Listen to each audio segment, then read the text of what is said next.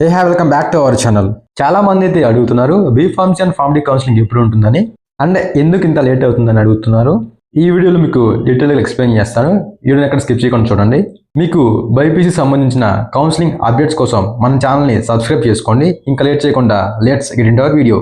మీకేమైనా డౌట్స్ ఉంటే నన్ను ఇన్స్టాగ్రామ్లో కూడా ఫాలో అయ్యి అక్కడ కాంటాక్ట్ అవ్వచ్చు.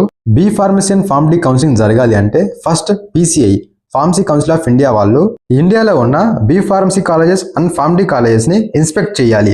కాలేజెస్లో ల్యాబ్స్ ఉన్నాయా, ఫ్యాకల్టీ ఎలా ఉంది, పీసీఐ రూల్స్ని ఫాలో అవుతున్నారు లేదా అనేది ఇన్స్పెక్ట్ చేసి ఆ కాలేజెస్కి అప్రూవల్ తీశారనమాట. పీసీఐ రికగ్నైజ్డ్ కాలేజెస్లో మాత్రమే స్టూడెంట్స్ అనేవాళ్ళు జాయిన్ అవ్వాలి. అప్పుడే ఆ ఫార్మసీ సర్టిఫికేట్స్ అండ్ ఫార్మడీ సర్టిఫికేట్స్కి వాల్యూ అయితే ఉంటుందన్నమాట. లేదంటే ఆ కాలేజెస్లో చదివినా వేస్టే పీసీఐ అప్రూవల్ లేకపోతే. సో ఈ పీసీఐ ఇన్స్పెక్షన్ అనేది చాలా లాంగ్ ప్రాసెస్ అనమాట. చాలా టైం అయితే పడుతుంది. అండ్ అలానే ఎంపీసీ కౌన్సిలింగ్ అనేది కంప్లీట్ అయిపోవాలి. MPC third round counselling complete అయ్యేదాకా బైపీసీ బీ ఫార్మసీ అండ్ ఫార్మడీకి కౌన్సిలింగ్ అయితే జరగదు.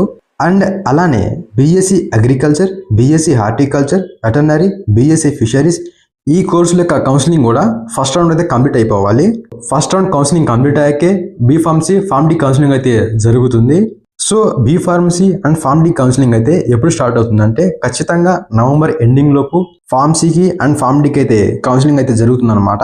ఇన్ఫర్మేషన్ యూస్ఫుల్ అనిపిస్తే లైక్ చేయండి. లైక్ చేయడం వల్ల చాలా మందికి రీచ్ అవుతుంది, వాళ్ళకు కూడా హెల్ప్ అవుతుంది అనమాట. ఎంసెట్కి సంబంధించిన కౌన్సిలింగ్ అప్డేట్స్ కోసం మన ఛానల్ని సబ్స్క్రైబ్ చేసుకోండి. Thank you for watching.